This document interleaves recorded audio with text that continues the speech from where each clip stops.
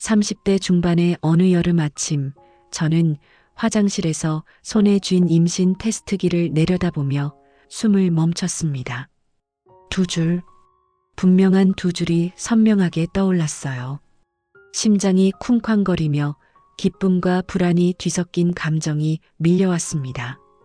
결혼한 지 5년 남편과 저는 아이를 갖고 싶다는 이야기를 자주 나눴지만 그 순간이 실제로 다가오니 현실이 아닌 듯 했습니다. 남편은 늘 따뜻한 미소로 저를 안심시키며 우리가 함께 가정을 꾸릴 준비가 되어 있다고 말했어요. 그 미소를 떠올리며 저는 조심스레 웃음을 지었습니다. 하지만 그날 아침 저는 몰랐습니다. 그 두 줄이 제 인생을 완전히 뒤흔들 시작점이라는 걸. 그리고 그 뒤흔들문 제가 사랑했던 남편의 비밀, 그의 이중 생활에서 비롯된다는 걸. 저와 남편은 10년 전 대학 동아리에서 만났습니다. 그는 조용하지만 단단한 매력이 있는 사람이었어요. 세심하게 챙겨주는 성격, 친구들 사이에서 늘 신뢰받는 모습, 그리고 저를 바라보는 따뜻한 눈빛에 끌렸습니다. 졸업 후 그는 중소기업에서 마케팅 일을 시작했고 저는 공공기관에서 사무직으로 일하며 안정적인 삶을 꾸렸습니다. 결혼 후 우리는 서울 외곽의 아담한 아파트에서 신혼생활을 시작했어요.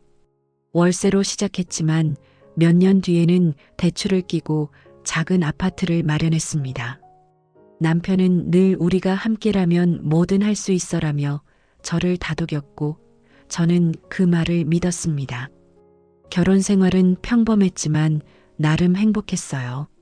아침이면 함께 커피를 마시며 하루를 시작했고 주말에는 근교로 드라이브를 가거나 넷플릭스를 보며 시간을 보냈습니다. 남편은 가끔 야근이 잦았지만 마케팅 일이 원래 그렇다며 대수롭지 않게 넘겼어요. 저도 바쁜 날들이 많아 그의 일상에 깊이 파고들지 않았습니다. 하지만 돌이켜보면 그때부터 미묘한 변화가 시작되었던 것 같아요. 남편은 원래 꼼꼼한 성격이었어요. 전화기를 늘 손에 쥐고 있었지만 메시지가 오면 바로 확인하고 답장하는 스타일이었습니다. 그런데 어느 날부터인가 전화기를 뒤집어 놓거나 잠금 화면을 설정해 놓기 시작했어요. 회사에서 중요한 자료가 많아서라며 웃으며 넘겼지만 저는 그게 조금 이상했어요. 또 다른 변화는 그의 외출 패턴이었어요. 예전에는 주말이면 거의 집에 있었는데 작년부터인가 친구 만난다거나 회사 행사 있다며 외출이 잦아졌습니다. 저는 그때만 해도 의심보다는 걱정을 했어요. 혹시 일이 너무 힘든 건 아닌지, 스트레스 받는 건 아닌지. 그러던 중 저는 임신을 준비하기 시작했어요. 남편과 상의 끝에 본격적으로 아이를 가질 계획을 세웠고 병원에 다니며 건강 상태를 체크했습니다. 남편도 적극적이었어요. 함께 병원에 가고 좋은 음식을 챙겨 먹자며 저를 다독였습니다. 그때는 정말 우리가 같은 꿈을 꾸고 있다고 믿었어요. 임신 테스트기에서 두 줄을 본 그 순간 저는 그 꿈이 현실이 되었다고 생각했습니다. 하지만 그 기쁨은 오래가지 않았어요. 임신 사실을 알리기 위해 남편에게 전화했을 때 그의 목소리는 어딘가 어색했어요. 정말 대박? 이라며 웃었지만 평소에 그 특유의 따뜻함이 부족했어요. 저는 그저 그가 놀란 거라고, 곧 기뻐할 거라고 스스로를 다독였습니다. 하지만 그날 밤 남편은 늦게 들어왔어요. 11시가 넘어서야 집에 도착한 그는 피곤한 얼굴로 회사에서 급한 미팅이 있었다고 했어요. 그때 그의 셔츠에서 낯선 향수 냄새가 났습니다.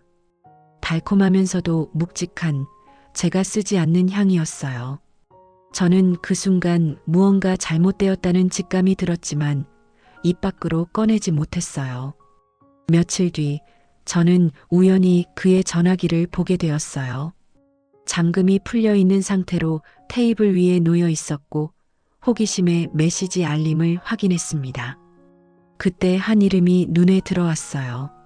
지연이라는 이름, 그리고 그 아래의 메시지.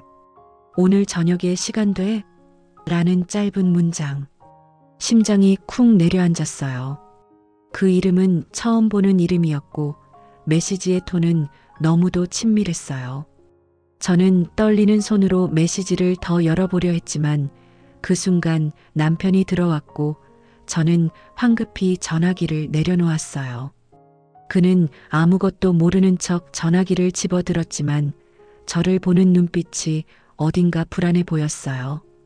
그날 밤 저는 잠을 이루지 못했어요. 머릿속에서 그 이름과 메시지가 계속 맴돌았습니다. 남편을 직접 추궁할까 고민했지만 임신 초기라 스트레스를 피하고 싶었어요. 대신 저는 조용히 관찰하기로 했습니다. 그의 행동, 말투, 그리고 전화기를 확인하는 빈도. 시간이 갈수록 의심은 확신으로 바뀌기 시작했어요. 남편은 점점 더 자주 늦게 들어왔고 주말에도 급한 약속이라며 집을 비웠습니다. 저는 그때마다 마음을 다잡으며 아이를 위해서라도 침착해야 한다고 스스로를 다독였어요. 하지만 그 침착함은 오래가지 않았습니다. 몇 주가 지나고 저는 점점 더 불안해졌어요. 남편의 행동은 갈수록 수상했고 저는 그의 전화기를 다시 확인해야겠다는 생각이 들었어요. 어느 날 아침 그가 샤워하는 동안 그의 전화기를 몰래 열어봤습니다. 잠금 비밀번호는 제가 아는 번호였고 다행히 바뀌지 않았어요. 메시지 앱을 열자 지연이라는 이름이 다시 눈에 들어왔습니다. 이번에는 메시지를 열어보았어요. 그리고 그 순간 세상이 무너지는 기분이었습니다. 지난번에 만났을 때 정말 좋았어. 다음엔 언제 볼까? 너무 바빠서 정신없네. 그래도 너 생각하면 힘이 나. 메시지는 몇 달 전부터 이어져 있었어요. 그들은 자주 만났고 심지어 주말에 제가 남편이 회사 행사라고 했던 날에도 그들은 함께였습니다. 메시지에는 애정 어린 말투와 장난기 섞인 대화가 가득했어요. 저는 손이 떨려서 전화기를 떨어뜨릴 뻔했어요. 하지만 그때 또 다른 메시지가 눈에 들어왔습니다. 지연이라는 여성이 보낸 마지막 메시지. 나 임신했어. 어쩌지? 그 문장을 읽는 순간 머릿속이 하얘졌어요. 저도 임신한 상태였고 남편이 그 사실을 알았을 때 보여줬던 어색한 반응이 떠올랐습니다. 설마 했지만 그 메시지는 모든 의심을 확신으로 바꿨어요. 남편은 저뿐만 아니라 다른 여성을 임신시켰어요. 그 사실이 너무도 생생하게 다가와 숨을 쉴 수 없을 지경이었어요. 저는 전화기를 내려놓고 화장실로 달려가 문을 잠갔다. 눈물이 멈추지 않았어요. 뱃속의 아기를 생각하며 울음을 삼켰지만 가슴이 터질 듯 아팠습니다.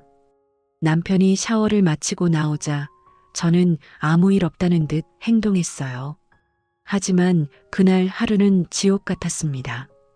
그의 얼굴을 볼 때마다 그 메시지가 떠올랐고 그가 웃으며 말을 걸 때마다 속에서 분노와 배신감이 치밀었어요. 며칠 동안 저는 혼자 고민했습니다. 그를 추궁할지 아니면 더 알아볼지. 결국 저는 더 알아보기로 했어요. 남편이 잠든 밤 그의 전화기를 다시 확인했고 지연이라는 여성의 연락처와 메시지를 캡처해 제 전화기로 보냈습니다. 그리고 인터넷에서 그녀의 이름을 검색해 봤어요. 놀랍게도 그녀는 남편의 회사 동료였습니다. 같은 마케팅 팀에서 일하는 직원으로 프로필 사진 속 그녀는 밝게 웃고 있었어요. 그 웃음이 저를 더 아프게 했습니다. 저는 그녀와의 메시지를 하나하나 읽으며 그들의 관계를 파악하려 했어요. 그들은 작년부터 가까워졌고 회사 프로젝트를 구실로 자주 만난 것 같았어요. 메시지에는 호텔 이름, 식당 이름, 그리고 심지어 주말 여행 계획까지 언급되어 있었습니다. 저는 그들이 만난 장소 중 하나가 제가 남편과 자주 갔던 카페라는 걸 알았을 때 심장이 찢어지는 기분이었습니다.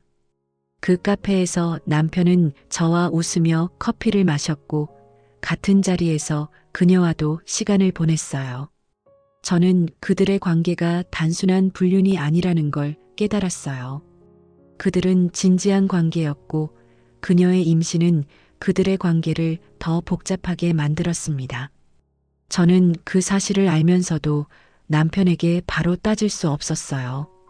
뱃속의 아이 그리고 지난 5년간의 결혼 생활이 저를 붙잡았습니다. 하지만 더 이상 모른 척할 수 없었어요. 저는 남편과 대면하기로 결심했습니다. 며칠 뒤 저는 남편과 진지하게 대화할 시간을 정했어요. 그날 저녁 식탁에 마주 앉아 조용히 이야기를 꺼냈습니다. 당신 지연이라는 사람 알아? 라고 물었을 때 그의 얼굴이 순간 굳는 걸 보았어요. 그는 애써 웃으며 회사 동료야. 왜? 라고 대답했지만 목소리가 미세하게 떨리고 있었습니다. 저는 더 이상 감정을 숨기지 않고 캡처한 메시지를 보여주었어요. 그의 눈이 커지며 창백해졌고 한참 동안 말이 없었어요. 그 침묵은 저에게 더 큰 아픔으로 다가왔습니다. 결국 그는 고개를 숙이고 모든 걸 인정했어요. 지연과는 작년 회사 프로젝트를 함께하면서 가까워졌다고 했어요. 처음에는 단순한 동료 관계였지만 점점 감정이 깊어졌고 결국 부적절한 관계로 발전했다고 털어놓았습니다. 그는 너를 사랑하지만 그녀와도 특별한 감정이 생겼어라고 말했어요. 그 말을 듣는 순간 분노보다 깊은 슬픔이 밀려왔습니다. 사랑한다는 말이 이렇게 공허할 수 있는지 몰랐어요. 그는 지연이 임신했다는 사실도 최근에 알았다고 했어요. 나도 어쩌지 못하고 혼란스러워라며 고개를 숙였지만 그 말은 저에게 아무런 위로가 되지 않았습니다. 저는 떨리는 목소리로 물었어요. 나도 임신했어. 이 상황에서 당신은 뭘 할 건가? 그는 놀란 눈으로 저를 바라보며 한참 동안 대답하지 못했어요. 그 침묵은 그가 저와 그녀 사이에서 갈팡질팡하고 있음을 보여줬습니다. 그는 시간이 필요해라고 중얼거렸지만 그 말은 저에게 또 다른 배신으로 느껴졌어요. 저는 그 순간 이 결혼이 더 이상 지속될 수 없다는 걸 깨달았습니다. 그날 밤 저는 침대에 누워 지난 5년을 하나씩 되짚어 봤습니다. 우리가 처음 만났던 대학 동아리, 그가 저를 위해 깜짝 생일 파티를 준비했던 날, 함께 아파트를 보러 다니며 꿈꿨던 미래. 그 모든 순간이 그의 배신으로 물거품이 되었어요. 저는 눈물을 흘리며 뱃속의 아이를 생각했어요.